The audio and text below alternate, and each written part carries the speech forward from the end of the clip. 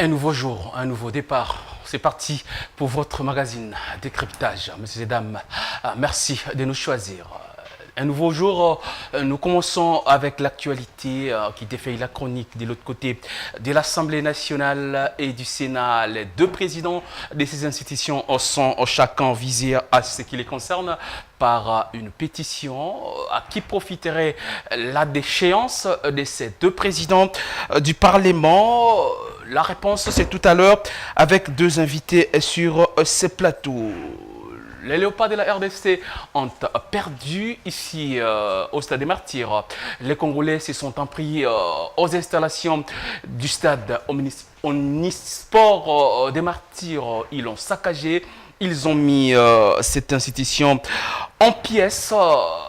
Qu'est-ce qui se cache derrière cette action de la population? Troisième sujet, quid de l'obtention du passeport congolais ici en République démocratique du Congo et ailleurs? Trois sujets qui feront l'objet de cette émission qui reçoit pour vous Pompon Ndjoli. Il est analyste politique et chercheur de l'autre côté de l'Assemblée nationale et conférencier. Vous vous êtes rendu compte? Nous sommes allés à sa recherche parce que le sujet concerne son domaine de prédilection. Face à lui, ce monsieur Patrice Tshisekedi, qui est un cadre du parti politique Congo Espoir, parti faisant partie de l'Union sacrée de la nation. Deux invités sur ce plateau feront face à face pour analyser ces trois sujets que nous venons de vous proposer. Je vais commencer par lui. Il est pour les deux, hein, je crois, pour ce nouveau plateau. Nous font l'honneur d'être là pour la première fois. Monsieur Ndjoli, bienvenue dans ce magazine. Merci pour l'invitation. On est là, je salue mon co-débatteur. Allez, face à lui, Patrice Tshisekedi, c'est un habitué de nos plateaux ailleurs. Aujourd'hui, c'est une nouvelle équipe, un nouveau plateau qui vous reçoit. Bienvenue. Merci beaucoup, monsieur Toms Makonga. Congo Plutôt, voilà, pour votre invitation. Merci aussi de partager votre plateau avec mon co-débatteur, M. Pompon. Je salue l'équipe technique qui va nous cadrer du début de cette émission jusqu'à la fin. Je salue tous les Congolais qui sont à Massissi, qui sont à Butembo, qui sont à Bunia. C'est là qui nous suivent et qui nous suivront sur le chemin des réseaux sociaux. Nous sommes de cœur avec vous et pourquoi pas saluer le secrétaire général du parti Congo Espoir. Je cite M. Bob Ditenk, mon général, sentez-vous saluer là où vous êtes, et l'autorité morale, Maître José Mpanda Kabangu, le ministre de Pétentique. Alors, je commence par vous, M. Patrice Tshisekedi. Les pétitions contre Vital Kamerhe et Sama Lukonde, à qui profiterait leur déchéance? Merci beaucoup, M. Toms. Vous savez, l'ère à laquelle nous sommes en train de traverser, c'est une période où il ne nous faut pas de distractions. De la même manière que le président de la République, à travers le ministre de l'Intérieur, il a essayé un peu de parler aux assemblées provinciaux pour qu'il n'y ait pas de pétitions qui doivent déstabiliser les gouvernements provinciaux et afin de permettre qu'il y ait cette stabilité-là. Nous sommes pendant une période de la guerre. Et ce qui était un peu pour moi très important pour les députés qui sont au sein de l'hémicycle était de réfléchir, penser comment on peut en finir avec la guerre. Nord Kivu, Goma est tombé, Bukavu est tombé, les M23 sont en train de persister. Et aujourd'hui, au lieu de réfléchir comment trouver des solutions, parce qu'il y a les sociales que le président de la République avait promis le jour de la prestation de serment au Stade des Martyrs, ces députés ouvrent la porte à ce que moi j'appelle simplement une distraction. Une distraction pourquoi? Ce n'est pas l'ère des pétitions vers les bureaux, ou soit vers une personne X, ou soit sur la femme Y, mais c'est l'ère de réfléchir quelles sont les solutions que nous pouvons proposer au président de la République afin de finir avec la guerre. Moi, je pensais que les députés pouvaient rester maintenant pour réfléchir sur la parole du chef de l'État lors de la campagne au niveau de Sainte-Thérèse, où il a dit « Je vais réunir l'Assemblée nationale et le Sénat en congrès et je vais décider de frapper Goma à partir de Kinshasa. Alors, c'est pendant ce moment-là où les députés pouvaient réfléchir sur ça. Mais jusqu'à présent, on ne voit pas de réflexion de soi-disant comment on peut en finir avec la guerre, comment on peut en finir avec les Mubondo du côté Bandundu. Mais subitement, la pétition contre Sama Lukonde, la pétition contre le président Vital Kamerhe, en tout cas pour moi, cette pétition n'est pas la bienvenue. Cette pétition, cher Toms, ça peut créer des tendances. Et quand ça va créer des tendances, ça va profiter aux rebelles, les M23, ça va profiter à l'AFC. Alors, pendant cette période, moi, Patrice Tshisekedi, je ne vois pas l'avantage dans cette pétition parce que ça va plonger encore le pays dans le désordre. Et pourquoi pas? Parce que ce sont parmi les députés pétitionnaires sont membres de l'Union sacrée. Alors, au lieu d'aller réfléchir dans votre plateforme Union sacrée pour résoudre d'abord les problèmes, quel est ce problème-là qui n'a pas trouvé solution au sein de leur plateforme Union sacrée? Or, il n'y a pas 3 semaines, il y a eu congrès. Avant congrès, il y a eu un moment de réunion entre et avec leur autorité morale qui est le président de la République, Félix Antoine Tshisekedi Tshilombo. Alors, pourquoi pas des problèmes ne sont pas posés et trouver une solution à l'interne et subitement, vous allez lancer une pétition. Alors, cette pétition-là, est-ce que, voulais-je donner la raison au président Vital Kamerhe qui a dit, je ne sais pas, je cite, mais ce sera au conditionnel parce que je n'ai pas encore vérifié cette information, où il a dit que, j'ai appris que le président Vital Kamerhe avait dit que la majorité que le président de la République a ne suffise pas, il faut étendre les mains, ça veut dire que travailler avec ceux qui sont au niveau des fonds pour aller au dialogue dans le sens qu'il y ait la paix. Bon, si cette hypothèse-là semble être vraie, ça veut dire que Vital Kamerhe a raison. Et si cette hypothèse-là semble être fausse, ça veut dire que les députés pétitionnaires doivent s'asseoir, réfléchir pour savoir, nous avons des chemins.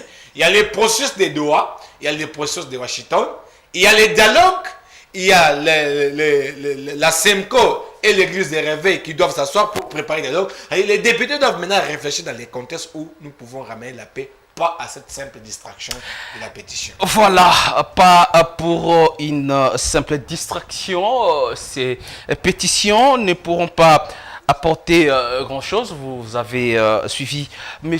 Patrice Tshisekedi, l'un de membres de l'Union sacrée parce que son parti Congo Espoir, voilà, est au sein de la grande plateforme présidentielle Congo Espoir. Allez, nous allons repartir de nouveau vers notre consultant maison. Vous avez suivi lorsque nous vous l'avons présenté. Il est chercheur à l'Assemblée nationale, il est conférencier, mais c'est aussi et surtout un analyste politique, Monsieur Pompon Ndjouli. Toutes les questions concernant l'Assemblée nationale sont les bienvenus chez vous parce que vous en faites votre champ de bataille. Sans gants, vous allez réfléchir comme tout Congolais lambda. Les pétitions contre Sama Lukonde et Vital Kamerhe, à qui profiterait leur déchéance si cela arrivait, étant donné que tous les deux font partie de l'Union sacrée, cette grande plateforme est dirigée par le président de la République. Nous disons M. Tshisekedi. À qui profiterait? Bon, moi je pense que, vous savez, la société, elle est conflictuelle. Ce n'est pas une actualité ou un fait anodin, c'est quelque chose qui est normal. Là où il y a 2-3 personnes, il y a toujours des quiproquos. Mais ce qui est plus important, c'est avoir la posture de pouvoir endiguer la crise ou résorber la crise. Mais malheureusement au Congo, vous avez posé une très très belle question, à qui profiterait cette pétition ou motion. Parce que vous savez, nous avons suivi ça via les réseaux sociaux d'abord, et puis après, ça commence à devenir réalité. Il y a même des députés qui ont fait des déclarations aux médias pour dire que non, la démarche elle est normale, nous poursuivons notre démarche. Mais dans les réseaux sociaux, quand on disait l'actuel ministre des Relations avec les Parlements, c'est lui qui serait derrière toutes ces pétitions. Cette pétition pour faire tomber les deux bureaux. Alors qu'apparemment, c'est ça les mal avec le Congo. Est-ce que vous connaissez-vous le rôle du ministre? ministre vient pour définir la conception d'une politique dans son secteur. C'est vrai, il est le patron de son secteur, mais il fait partie d'un autre corps que nous appelons le gouvernement. Alors le Parlement, c'est une autre institution aussi. Alors dans l'architecture, dans la stratification, le Parlement est la deuxième plus grande institution après la présidence. Moi je me dis, comment un ministre des Relations avec le Parlement peut être un bourreau de bureau alors que dans la stratification, le président de l'Assemblée nationale est la deuxième personnalité sur les plans protocolaires. Comment quelqu'un qui vient après peut initier une pétition pour faire tomber celui qui est en deuxième position, ou à la deuxième position plutôt. Vous voyez déjà, tout ça pourquoi? Parce que il y a une boîte qui s'est faite, sachant que la personne qui est en face de moi, elle est moins informée. Tout ce que je peux divulguer, elle doit accepter ça. Donc c'est juste pour aliéner la population congolaise. Le ministre des Relations avec le Parlement n'a rien à voir avec ça. Son rôle, c'est l'interface entre les institutions. Parce que vous savez, les institutions, nous en avons 4. Mais les institutions fonctionnent. Le fonctionnement de ces institutions dépend du Parlement. N'est-ce pas? Ouais. Sans les parlements, il n'y aura pas les cours et tribunaux, il n'y aura pas de gouvernement, ni la présidence. Ouais. C'est-à-dire qu'il faut que le Parlement puisse faire son travail de production législative, de contrôle, de représentation, pour que le reste des institutions puissent travailler. Alors, le rôle des ministres des Relations avec les parlements, c'est ces traits d'union-là. Et non initier une pétition pour faire tomber, alors qu'il n'a pas aussi ses pouvoirs. Parce qu'avant son arrivée, nous avons un ministre qui était convoqué au niveau des parlements, Guizaro. Alors, c'était le ministre toujours des Relations avec les parlements? Non, parce que ces ministères n'existaient pas à ce moment-là. Donc, il faut aider la population à comprendre la vraie question, le fonctionnement de son État. Il faut dissocier les ministres, c'est-à-dire Guy Luandomboyo, de tout ce qui se passe. Posons maintenant la question. Est-ce qu'une pétition, c'est un péché ou c'est réglementaire ou c'est constitutionnel? C'est constitutionnel. Une pétition, c'est un moyen démocratique par lequel les citoyens ou les députés saisissent l'Assemblée nationale pour exprimer leurs besoins, préoccupations par exemple. Et il y a une pétition interne et externe. Et aujourd'hui, nous parlons de pétition interne, c'est-à-dire les députés qui acquittent les bureaux d'une gestion opaque. Deuxièmement, j'ai suivi, sur les 500 députés qui devraient composer l'Assemblée nationale, il y a 513 députés. Les députés veulent savoir d'où viennent les 13 là, pourquoi vous payez les 13 là. Alors, les députés ont besoin d'un éclaircissement. Donc c'est ça, c'est-à-dire que, voyez, lorsqu'il y a une motion, lorsqu'il y a une pétition, ce n'est pas que le bureau doit tomber. C'est juste un moyen qui permet quand même à la personne qui est ciblée de se défendre. C'est-à-dire, on ne dit pas qu'après l'exercice, Kamel va partir. Non, c'est juste un exercice pour exercer leurs prérogatives. Parce que ça entre dans les prérogatives des députés nationaux. Parce que les députés, son rôle, vous le savez, il a 3 missions traditionnelles reconnues dans la Constitution et au règlement intérieur qui les régente. C'est-à-dire contrôler tout ce qui est l'État, service de l'État, les entreprises publiques, représentation nationale et voter des lois. Alors, si les députés se sentent qu'il y a l'opacité, pourquoi ne pas faire son travail? Mais, moi, la question que je me pose, vous savez, l'Assemblée nationale fonctionne avec des sessions. La session de mars qui commence du 15 mars au 15 juin, et la session de septembre qui commence du 15 septembre au 15 décembre. Mais pendant la session de mars, c'est pendant que le député exerce leur prérogative de contrôle, c'est la gestion financière. Parce que l'Assemblée nationale a une dotation propre, c'est elle-même qui gère son argent. Mais les députés, les 500 députés, font l'audit au bureau. On avait, exemple, 500 millions de dollars, bien 100 millions de dollars pour cet exercice. Qu'avez-vous fait avec cet argent? Et cette plénière-là, c'est une plénière en huis clos ferme. Personne ne foule ses pieds là-bas, rien que les députés. Comment vous-même vous avez audité sur la gestion de votre chambre et vous venez encore pour dire à la population qu'il y a l'opacité. L'opacité. Merci. Voilà déjà, il y a une contradiction. Alors, monsieur Moi, je pense qu'ils le savent bien. Comment est-ce que l'argent a été géré? C'est à eux de nous dire, nous, la population qui sont en dehors du système, que voilà, on avait voté autant, on a utilisé autant, parce que là, ce n'est pas intéressant.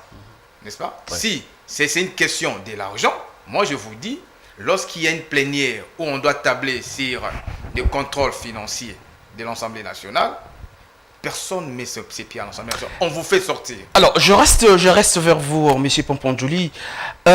Comment trouvez-vous, parce que cette initiative vient pendant que les députés sont en vacances, la rentrée est prévue pour les 15 du mois en cours.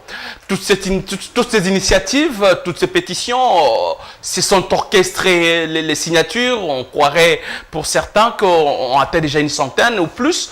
Mais est-ce que c'est autorisé, vous qui connaissez bien les rouages de l'Assemblée nationale, c'est autorisé que les initiatives pareilles aient lieu pendant les vacances parlementaires? Pourtant, c'est un moment consacré pour chaque élu d'aller vers sa base, essayer un peu de se ressourcer.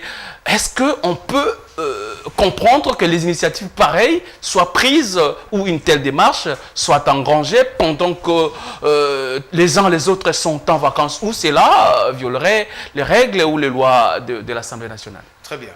C'est-à-dire l'Assemblée nationale fonctionne avec des organes. Hein? L'organe suprême, c'est l'Assemblée plénière. Là, on trouve les 500 députés. C'est là où il y a des grandes décisions, soit on est en train d'établir sur tout ce que l'Assemblée peut faire. Et puis, à part l'Assemblée plénière, il y a les bureaux, il y a la conférence des présidents, il y a le comité des sages et les commissions, ainsi de suite. Il y a au moins 6 organes, je crois, 6. Alors, si la plénière est en vacances parlementaires pendant 3 mois, mais la conférence des présidents fonctionne. Si la plénière est en vacances, le bureau entre guillemets fonctionne, parce que moi j'ai déposé un courrier il y a 3 semaines passées. Donc j'ai déposé au bureau. Donc les bureaux, les organes travaillent. C'est-à-dire l'Assemblée nationale, ce sont d'abord les organes là. Alors la plénière, les députés vont en vacances. Oui, on appelle ça vacances parce que c'est une vacance, oui. Mais c'est aussi un moment de travail, parce que c'est par là qu'il y a l'exercice de redevabilité où les députés font rapport à la base sur tout ce qui s'est passé au niveau de l'Assemblée nationale pendant une session. Alors les députés, selon le règlement intérieur, il y a 3 mois, mais il y a 1 mois ininterrompu où les députés doivent rester avec la base. Et pendant la rentrée parlementaire, les députés doivent dresser un rapport pour dire que voilà, il y a des questions politiques, sécuritaires, questions sociales, ainsi de suite. Et on va faire la compilation de ces 500 rapports pour donner au gouvernement. Donc, l'Assemblée nationale, ce n'est pas que lorsqu'on dit vacances parlementaires, tout est fermé. Non. Parce que l'État fonctionne. Okay. Parce que pendant les vacances, voilà, je vais vous dire encore une chose. Avant d'aller aux vacances parlementaires, vous laissez le gouvernement travailler.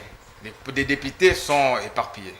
Alors, il faut doter maintenant au gouvernement un instrument que nous appelons l'habilitation du gouvernement.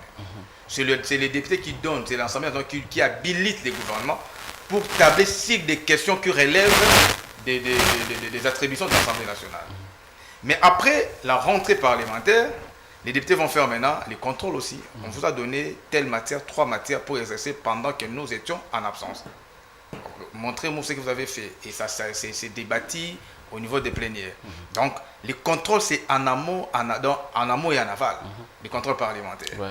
Alors, ici, moi, je pense que ce que nous devons faire, on va poser des questions. Est-ce que cette pétition serait constitutionnelle ou on a violé? Non, on n'a pas violé. Les députés sont dans les normes. Ils acquisent les bureaux par rapport à quoi? Par rapport à l'opacité et les surnombres là des députés. Au lieu des 500, on se retrouve à 513. On doit respecter la loi. La loi électorale vous dit, lorsqu'on fait la cartographie sur des différentes circonscriptions, nous avons 500 députés. Mais les 713 là, d'où viennent les 13 là?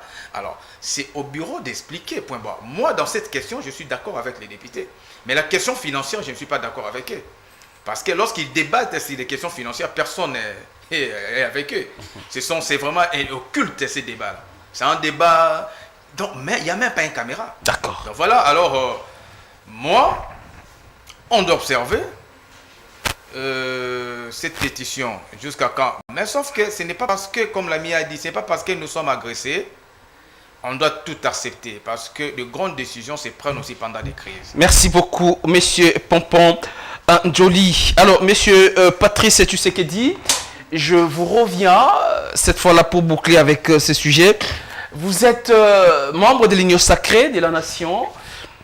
Vital Kamerhe, votre allié ou est allié du président de la République, ça commence à faire de trop. Nous sommes en train de réfléchir à haute voix. Vous êtes rendu compte, en son temps, pour 100 jours, monsieur Kamerhe, directeur du cabinet du chef de l'État, pour le premier mandat, il a eu des ennuis en justice jusqu'à ce qu'il a été condamné, puis relâché et acquitté.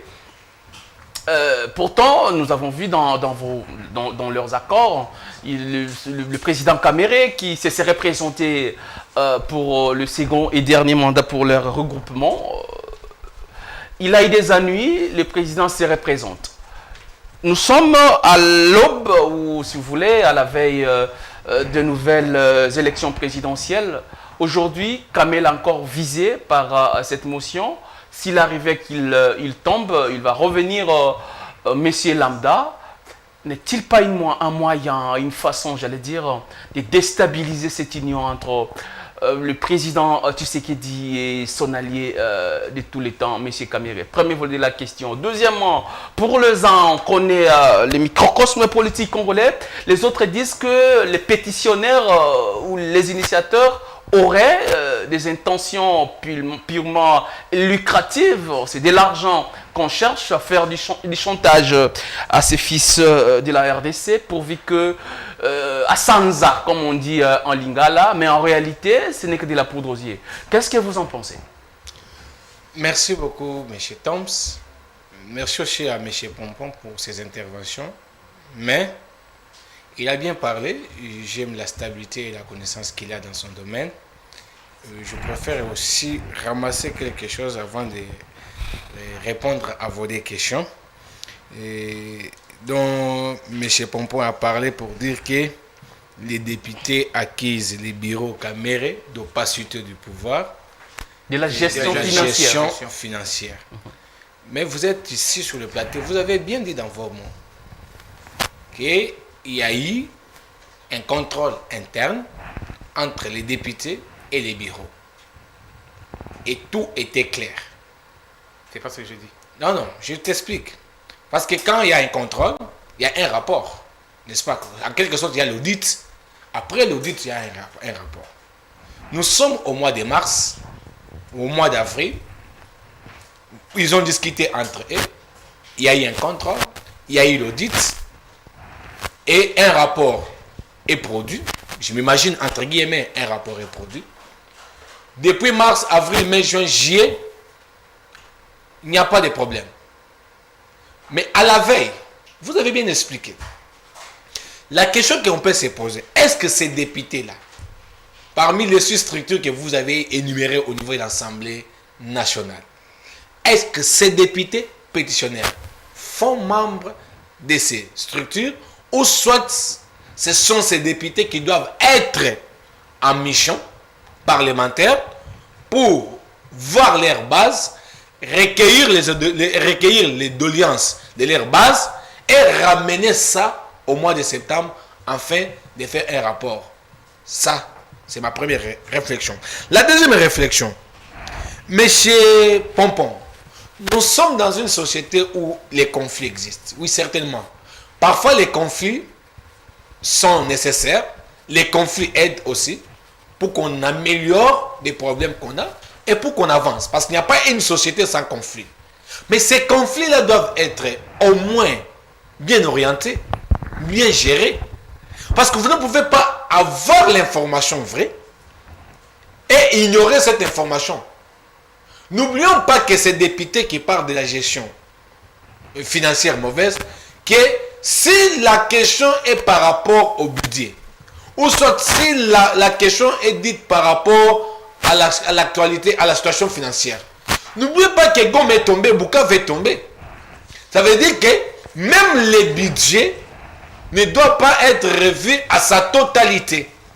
Parce que plus de 40% du budget provenant des territoires occupés par M23 et AFC, ça veut dire qu'il y a diminution. Il y a régression dans les budgets. Dédé, monsieur Pompon, vous parlez de 500 députés et 13 députés. 513. Est-ce que c'est à M. Kamerhe et son bureau de répondre à cette question?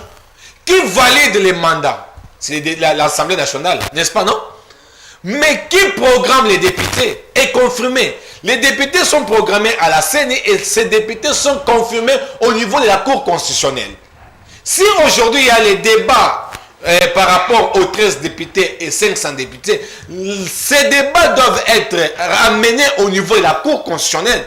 Parce que c'est la Cour constitutionnelle qui a les listes définitives des députés et des sénateurs élus. Alors, ce n'est pas quelque chose qui doit être visé. Ça veut dire, moi je pense que si la Cour constitutionnelle peut être, je ne sais pas, parce que c'est votre domaine, vous allez m'informer si c'est votre plateau, et je vais aussi apprendre avec vous. Si le président de la Cour constitutionnelle peut être interpellé au niveau de l'Assemblée nationale pour savoir d'où viennent les 13 députés supplémentaires au niveau de l'hémicycle. Parce que la liste qui doivent être au niveau de l'Assemblée nationale, ce sont les listes définitives provenant de la Cour constitutionnelle qui nous donne les résultats définitifs parce que c'est cette Cour qui règle les contentieux électoraux. Répondez maintenant à mes deux questions, monsieur, tu sais qui dit. Par rapport à ta question, la première, je vous dis vrai, M. Vital Kamerhe, je ne suis pas son porte-parole. Vous savez, à un certain moment, il faut aimer aussi la personne. Si vous étudiez bien la personne de M. Vital Kamerhe, il ne s'accroche pas au pouvoir. Ça, je vous informe. Parce que Kamerhe, en lui, ne manquait pas les capacités de postuler. Vous savez, il ne faut pas confondre la personne qui semble être humble, qui aussi, il a sa manière d'aimer le pays. Peut-être vous dites que non, c'est vers la fin du mandat. Je sais quelque chose. Si c'est député, parce qu'il y a, si l'information, j'ai dit ça dans ma première prise de parole, j'ai dit, si réellement cette hypothèse semble être vraie, c'est cette hypothèse qui est maintenant la cause de tout ce qui est compétition. C'est quoi l'hypothèse? Non, quand M. Vital Kamerhe a dit, je pense que c'était en France, quand il a dit que la majorité, celle qui est au Parlement, ne suffisent pas pour le président de la République, mieux vaut qu'on aille au dialogue. C'est aussi une pensée. Et n'oubliez pas, M. Toms, il y a eu une réunion constitutionnelle, dernièrement, avant que le président de la République puisse voyager en Alaska, je pense. Quelles sont les résolutions prises dans cette réunion entre le président de la Cour constitutionnelle, la première ministre, le président de l'Assemblée nationale et le président de la Cour de cassation et puis le président de la République? C'est quatre institutions qui gèrent les pays, plus cinquième qui est la présidence de la République. Vous savez, M. Pompon a dit, je peux répondre aussi à ta question parce que ça m'en revient dans Allez, chuter par là. Je voulais dire à M. Pompon, M. Pompon, s'il vous plaît, écoute. Pendant cette période, même si c'est légal, M. Pompon, même si c'est légal, la voie de la pétition, mais cette légalité-là, on peut d'abord prioriser les solutions par rapport au dialogue et à la guerre. Parce que n'oubliez pas que cette pétition va déstabiliser les choses. Et observons, vous savez, sur le plan géopolitique, M. Vital Kamerhe vient de quel espace? Et tout ça ne vous dit absolument quelque chose? Est-ce que c'est le moment où il faut penser à la pétition? En tout cas, je préfère vous dire ici sur votre plateau, M. Toms, cette pétition n'est pas la bienvenue. Cette pétition n'est qu'une distraction. Si c'est une pétition qui est à la recherche financière pour chercher comment ces députés peuvent trouver la rentrée scolaire ou soit la rentrée académique de leurs enfants, oui, je les ai informés que ce n'est pas le moment de chercher l'argent. Vous n'êtes pas allé dans l'hémicycle pour embrouiller les autres, mais vous êtes allé dans l'hémicycle pour travailler afin que les peuples congolais puissent bénéficier. Merci beaucoup. Monsieur Tshisekedi Patrice, nous rappelons qu'il est cadre du parti Congo Espoir. Cette formation politique fait partie de l'Union sacrée de la nation. Voilà, il a donné également son point de vue quant à la question concernant la prochaine déchéance, si ça aurait lieu, de monsieur Vital Kamerhe. Mais vous, de temps en temps, vous n'avez pas parlé de Sama Lukonde, lui aussi concerné par une pétition. Mais c'est ça que j'ai dit, Que pareil, ce soit blanc, M. Sama Lukonde, que ce soit M. Vital Kamerhe, M. Toms, on est congolais. Je suis un psychologue. Il faut étudier les contextes sociaux et les enjeux politiques de ces moments. Les enjeux politiques de ces moments, la pétition contre M. Sama Lukonde et la pétition contre M. Vital Kamerhe, ce n'est pas le moment opportun. Merci. Il faut revoir ça. D'accord. Alors, nous allons prendre Monsieur Pompon. Je l'ai vu écrire. Sûrement, il aura quelque chose à dire. Messieurs et dames, vous nous suivez de partout. Nous sommes au One Way Télévision. Nous émettons depuis Kinshasa, la capitale de la République démocratique du Congo. C'est votre magazine décryptage qui passe sur nos antennes. Nous recevons deux invités qui sont en train d'analyser l'actualité sur le plan national. Nous venons d'épuiser le premier sujet concernant les deux pétitions qui visent le président de l'Assemblée nationale et celui du Sénat.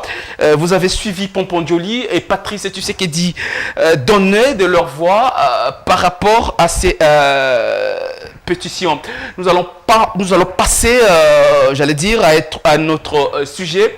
Concernant le passeport congolais, nous avons été contactés par 2 milliers de Congolais ici au pays et à l'extérieur.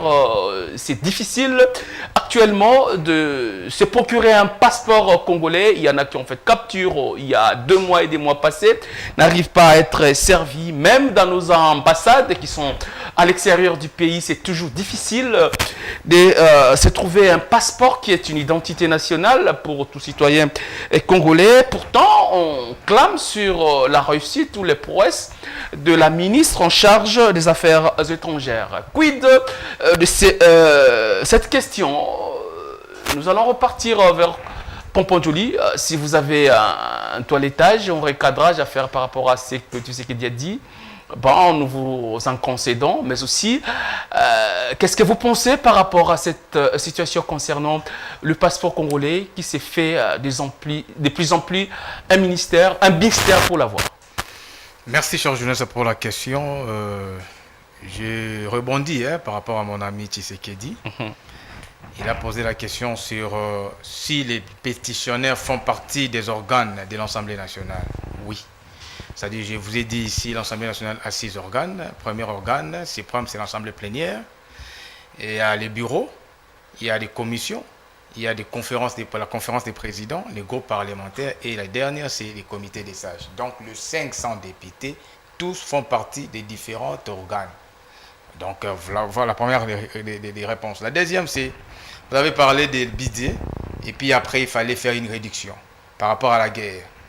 Oui, ça s'est passé, parce que la session de septembre passé, je crois, oui, il y a eu 2 lois qu'on a présentées, c'était la LOFIP 2025, c'était la reddition des comptes, et puis la loi rectificative, parce qu'il y a eu des contraintes par rapport à la guerre.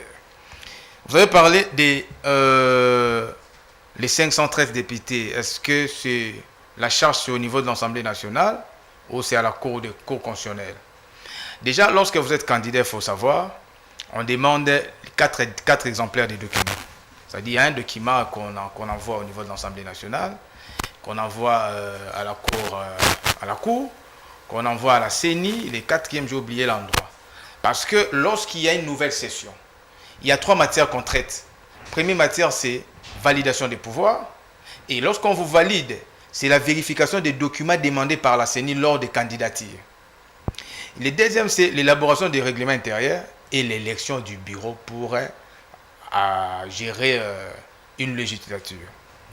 Alors, ici, les députés se posent des questions. La CENI nous a donné un cadre, nous a proposé un cadre, l'Assemblée nationale a validé comme loi, que nous appelons la loi électorale. On devait avoir 500 députés, mais ici, dans les budgets, on paye 513 députés. Alors, selon les explications, il y a eu que les explications de certains députés. Alors, les 500 là, pendant la crise, là, comment on appelle ça, contentieux électoral, où il y a eu des députés qui avaient des preuves qu'ils ont réussi, qu'ils ont gagné les élections, mais la CENI n'a pas validé, la Cour non plus, et ces députés ont saisi l'union interparlementaire au niveau de l'Afrique, avec des preuves. C'est-à-dire, on se retrouve, moi je suis à l'intérieur de l'hémicycle, avec des preuves que j'ai gagnées, l'autre il est député validé par la Cour, mais il est validé, moi je ne suis pas validé. Alors, l'Union interparlementaire a dit, quand je ne peux pas trancher, allez traiter ça à l'amiable, selon les explications. Et les explications, la sagesse a joué pour dire que, ok, d'accord, ne restez en dehors du système, mais on va commencer à vous payer. Parce que vous savez, là, je ne sais pas si, comme les deux légistes disaient, l'intime conviction du juge, je ne sais pas au niveau de l'Assemblée nationale, parce que la source de l'Assemblée nationale, il y a la Constitution, le règlement intérieur et les pratiques parlementaires. Je me dis peut-être que ça entre dans les pratiques parlementaires. Alors les députés se sont rébiffés pour dire que non, ce n'est pas logique. Il faudrait nous expliquer, parce que le président de l'Assemblée nationale a fait des explications, je crois, à la session antérieure, pour dire que si on paye les 513 députés, c'est juste parce qu'il y a les statuts des anciens chefs du corps. Certains députés qui étaient des présidents des assemblées nationales sont répertoriés dans les 13 là. C'est-à-dire qu'il y a un peu de dichotomie, il y a un peu de contradiction entre ça. C'est pour ça que les députés ont saisi le bureau pour avoir de l'éclairage. Là, je suis en train de relativiser. Parce que moi, par rapport à ma filière, à ma science, on nous a toujours dit, lorsque vous analysez, il faut relativiser. Parce que des questions politiques, il n'y a que Dieu seul qui peut dire que ça c'est rouge. Personne ne peut dire avec l'affirmation que le rimel serait des réalités.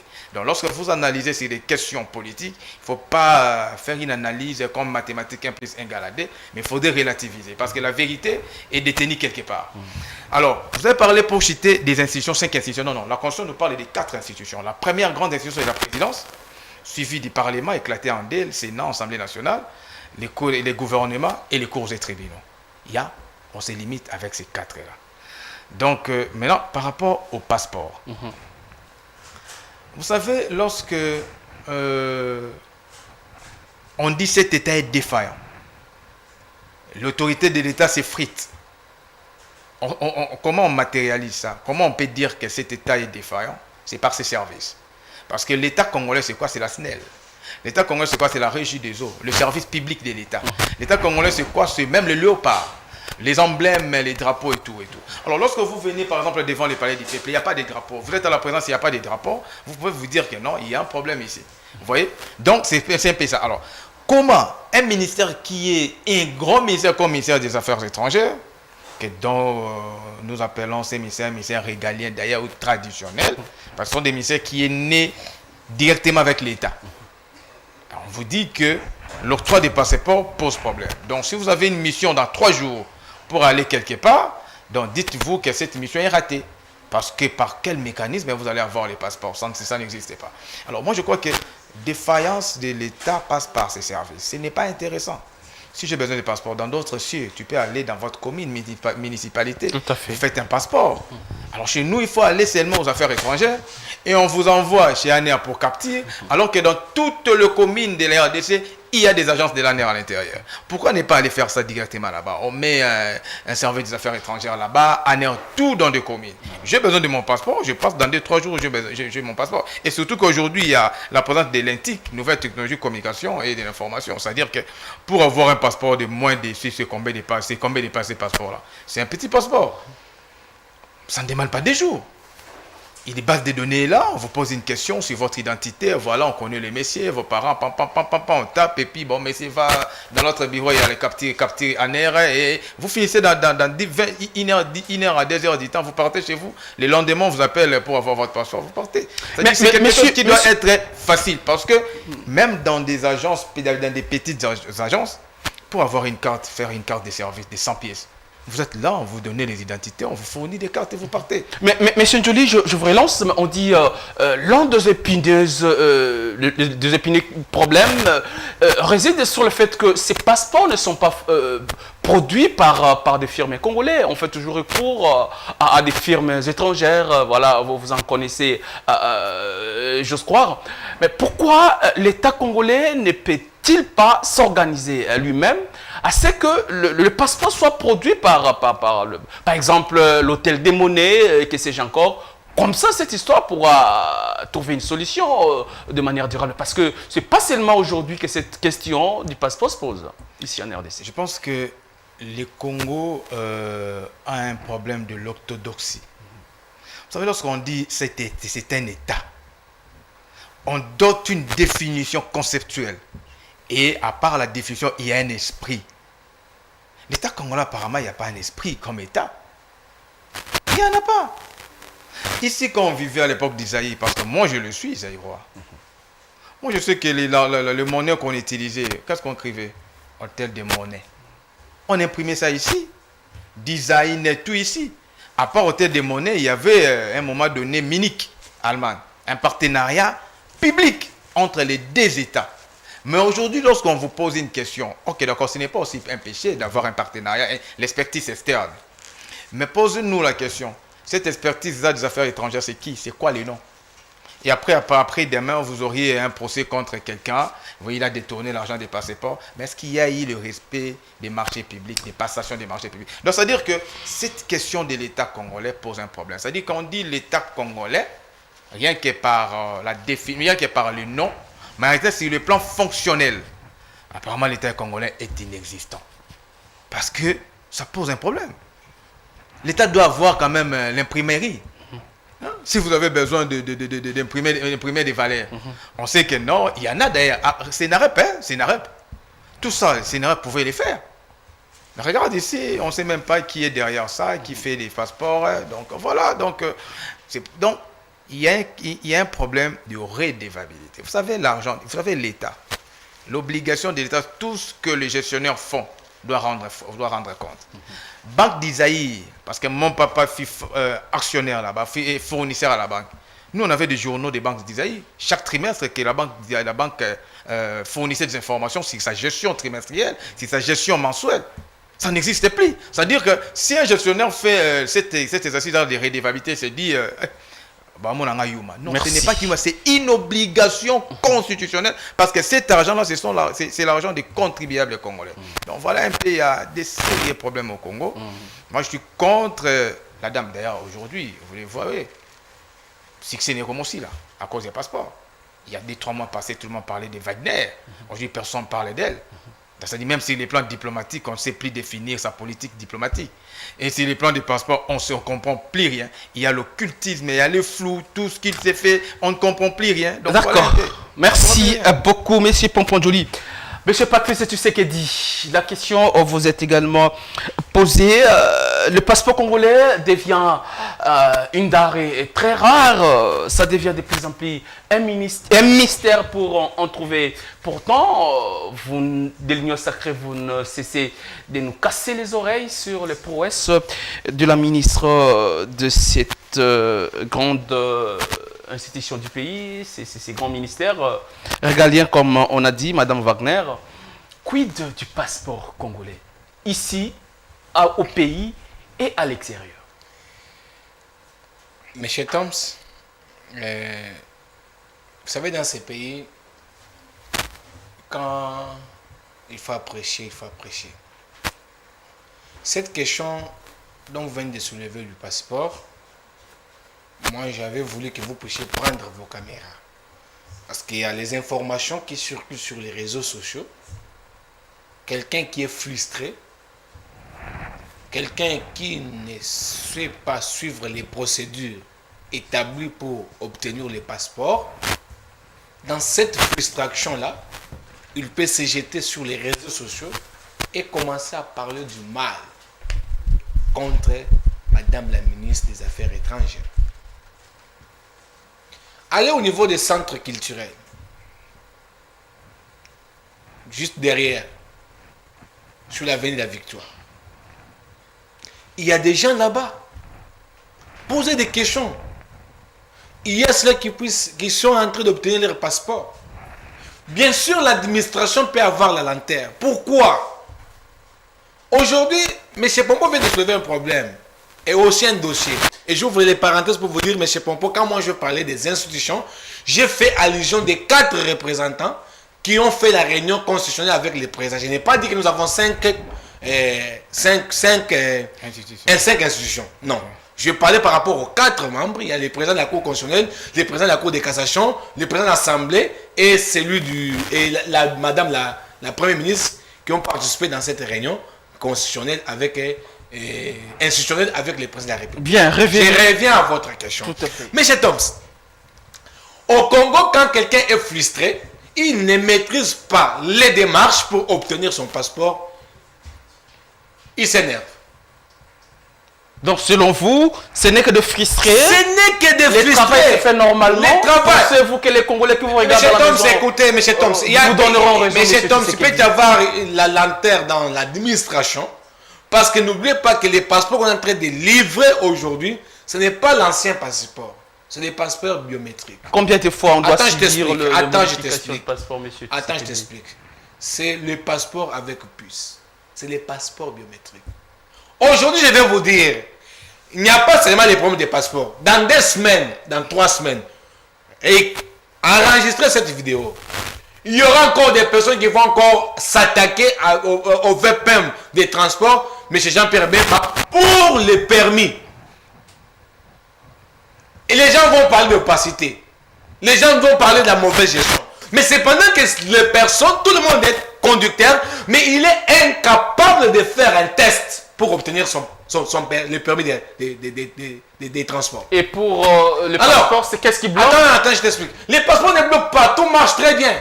Je peux dire qu'il y a Si tu sais qu'est dit, je suis pas d'accord avec vous, Mais parce que il y a, m'expliquer. oui, mais parce que vous dites ce qui n'est pas vrai. Il y a beaucoup de gens Cite-moi dans 1000 personnes. Cite-moi 1000 personnes. Vous voulez que je les cite? Non. J'ai dit 1000 personnes. La dernière fois que vous avez Attends, été attends. Mais je suis dans les quartiers. Je suis dans les quartiers. Allez-y. Moi, vous savez le problème avec moi, c'est quoi, M. Toms? Avant que je vienne sur votre plateau, je cherche les informations. Je vous parle des personnes qui sont frustrées. Vous savez, les Congolais, il peut y avoir la lenteur sur le plan administratif. Si vous n'avez pas les informations, si vous ne savez pas aller obtenir les passeports en ligne et attendre le moment où il faut aller prendre les captures et que vous puissiez obtenir votre passeport. Il y a même un monsieur qui a parlé de moi que j'ai obtenu, j'ai fait toutes mes démarches, dans l'espace de 4 jours, j'ai obtenu mon passeport. Est-ce qu'il a fait quoi comme magie? Qu'on n'accuse pas Madame Thérèse Kayikwamba. Elle est en train de faire son travail impeccable. Vous savez, ces gens-là qui parlent, ce sont les ennemis de la nation qui savent que la femme a reçu sur le plan diplomatique. Elle a fait ce que les autres n'ont pas pu faire. Elle a joué son rôle. Elle a marché très bien. Alors aujourd'hui, où est-ce qu'il faut la saluer? Passeport. Non, ce sont des frustrés. Merci beaucoup au monsieur Patrice Sekedi. Nous sommes talonnés par les temps. Je ne sais pas, la réalisation me fait signe. Il nous reste moins de 5 minutes. Un mot par rapport au sport, ce qui s'est passé au Stade des Martyrs. D'ailleurs, ça j'aime. Allez-y. J'avais une réponse à ça. Allez-y. Vous savez, l'échec des léopards, c'est nous la population. Très, je suis d'accord avec toi. Ça, je vous dis en tant que psychologue. Comment ça? Justifiez votre réponse. Les léopards jouent devant le Sénégal. Le Sénégal, dans l'histoire de nos matchs passés, le Sénégal nous gagne. Une bête noire, oui. C'est notre bête noire. Ouais. Nous avons l'équipe en forme. Et le stade était plein depuis 13 heures. Les léopards viennent. Dans moins de 37 minutes, nous avons marqué 2 buts. Ces 2 buts-là allaient être gérés par les supporters qui étaient dans les stades pour pousser les joueurs et que les joueurs puissent arriver de travailler leur mémoire. Mais quand il y a réduction des scores, vous allez voir qu'on commence à jeter on commence à insulter les joueurs. Or, cette manière de faire, c'était de démoraliser les joueurs. Parce que Sénégal, ce n'est pas n'importe quelle équipe. L'échec, c'est parce que la population, les supporters dans les stades ont apporté, ils ont transféré ce que nous appelons sur le plan psychologique, leurs soucis, leurs décharges aux joueurs. Et les joueurs, comme aussi, ils avaient peur sur le plan psychologique, ça a créé ce qu'on appelle des troubles psychologiques. Alors les casses, on a échoué. Les casses, les casses, c'est parce que c'est là où je vais dire que nous avons un problème sur le plan psychologique. Vous allez vous rendre compte qu'un Congolais est malade. Il est malade. Pourquoi? Vous allez vous rendre compte que là où les Congolais se mettent ensemble, il n'y a pas une solution. Il n'y a qu'un désordre. Merci. La preuve en est que même quand on se croise, l'autre vient avec le véhicule, l'autre vient avec le véhicule, chacun doit se prioriser. Ça veut dire sur le plan psychologique, tout Congolais, je les invite de venir chez moi pour qu'on puisse les aider sur le plan psychologique. Merci. Parce que C'est qui quand fait les on entités, détruit, hein. attends d'abord, quand on détruit maintenant, on a détruit le stade, non? N'est-ce pas, non? Et les matchs de Togo, Au mois d'octobre. les matchs du mois d'octobre, la FIFA va délocaliser cette match. Merci beaucoup. Alors, Monsieur Pompon, vous avez suivi comme moi, comme tout Congolais, tout espoir d'être qualifié directement au mondial s'est envolé, certes. Les léopards ont échoué, armes à la main, ils n'ont pas démérité. Mais après cette défaite à domicile, il y a eu les stades de martyrs qui a été saccagé. Déjà, j'ai aimé une partie de son analyse. Déjà, Une partie seulement. Oui. Très bien. Déjà, il faut comprendre, le football, c'est un jeu trop compliqué. Hein, trop compliqué. Vous allez vous rendre compte, les Maroc, même s'ils gagnent l'Espagne 3-1 contre les Léopards d'Isaïe, c'était toujours un match très compliqué. Souvent, on gagnait souvent les Maroc. Mais lorsque vous renversez la chose, vous voyez le Sénégal contre nous. Il nous a battu d'abord à Lubumbashi 4-1. C'est notre bête noire. Mais moi aussi, la question que je me pose, depuis un certain temps, hein, les stades de Martyrs, c'était vite, pouvait perdre 3-1, 3-0, 4-1 à l'extérieur. S'il arrive ici, il gagne, il fait les remontades à 5 buts. Mais depuis un certain temps, le stade des Martyrs devient un stade où on perd toujours les matchs. On a perdu même contre Éthiopie, 2-1. Pourtant, à l'extérieur, les léopards se comportent bien. Le Soudan qu'on a gagné 4-1, il nous a mis en difficulté ici, on n'a remporté qu'un seul but. Mais nous allons là-bas de l'autre côté, 4-1. Le Sénégal, même le Sénégal, la bête noire là, on l'a tenu en échec là-bas, un but partout. Donc c'est comme s'il y a un problème au niveau de Kinshasa. Merci. Là, il faudrait peut-être un psychologue pour nous aider, ou un pasteur pour faire une prière peut-être. Moi, je me dis, vous savez, hein, le développement d'une nation, c'est d'abord la cohésion nationale. Parce qu'il y a eu des gens qui ont croisé des doigts. Pourquoi des 0? Bocha 2e, Bibocha 4, Bibo gagner Congo. C'est-à-dire que d'autres personnes attribuent la victoire des léopards à un individu. Or, il s'agit d'une nation. Chez nous, en sciences politiques, on dit hein, la nation a 3 éléments constitutifs. On ne peut jamais parler d'une nation sans ces éléments-là. Les premiers éléments, c'est les nationaux, les autochtones et les nationaux, les étrangers et les morts. On ne peut jamais parler d'une nation sans les morts. Alors moi, je pense que les gens, les initiés, les érudits, peuvent faire des réunions pour comprendre pourquoi Ibenge a raté la mondiale, la Coupe du Monde avec un seul point. C'était 2-0, chancelle pas Dédé. Un écart de 1 point avec la Tunisie passe. Ok. Donc, c'est-à-dire il faudrait... les casses, un mot. Les La casses, réaction de la population, les casses, c'est un stades. comportement. C'est un comportement dans la masse. Hein, il n'y a pas de comportement. Vous savez, les Tunisiens, La masse n'a pas les d'état Égyptiens, les Anglais cassent. Hein, les Italiens ont brûlé. Non, mais pas pour les Congolais. Les Italiens ont brûlé un stade. C'est-à-dire que, vous savez, le patriotisme dépasse les émotions. Donc, c'est au-delà même des émotions. Merci beaucoup, messieurs et dames. C'est ici que prend fin ce magazine décryptage qui recevait pour vous Pompon Joli, analyste politique et chercheur à l'Assemblée nationale et conférencier. En face de lui, c'était M. Patrice Tshisekedi, cadre du parti Congo Espoir. Avec les deux, nous avons parlé de la question concernant les pétitions visant Samalou Kondé et Vital Kamerhe qui profiteraient leur déchéance. En deuxième position, nous nous sommes posé des questions concernant le passeport congolais. Quid de l'obtention de ces prestigieuses pièces d'identité pour tout peuple congolais. Et puis nous avons chuté par une analyse sur la défaite des léopards et les échauffourées avec les casques qu'il y a eu au stade des Martyrs. Merci, M. Pompon, d'avoir répondu à notre invitation. Nous restons très prochainement. Monsieur Tshisekedi, merci aussi pour votre présence sur ce plateau. Si vous avez aimé, dites un grand merci à Gédéo Kairos qui a réalisé cette émission. Derrière les caméras, c'était notre nouveau stagiaire dont on ne m'a pas donné les noms et Paul Oma. D'ici là, restez branchés au programme de One Way Télévision. Je suis Tom Souma Congo, le cerveau penseur au service du savoir. Messieurs et dames, retrouvez-moi très prochainement dans un autre numéro. Au revoir.